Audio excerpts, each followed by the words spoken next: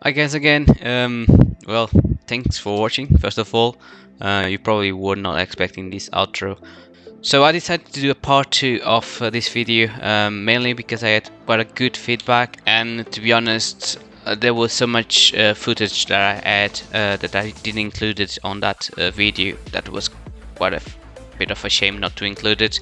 It's probably not up to the standards as the first one. It was just a quick edit, but here it just shows how much cars were there.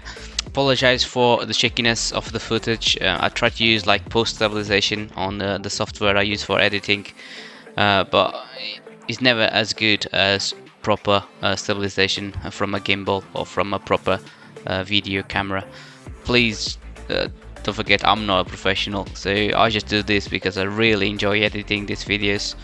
I wish I had the proper gear to do this properly, and to be honest, the time to dedicate this. I mean, just to give you guys a taste of our JDM meet is in Portugal, my first one as well. I know I'm doing this update to you guys, and apologize for the delay about it, but hopefully I'll show you what's going on at the moment with me, my work and my family. I hope you guys enjoyed this one, and I promise I'll be back with an update soon. And I got quite a lot of ideas for the channel.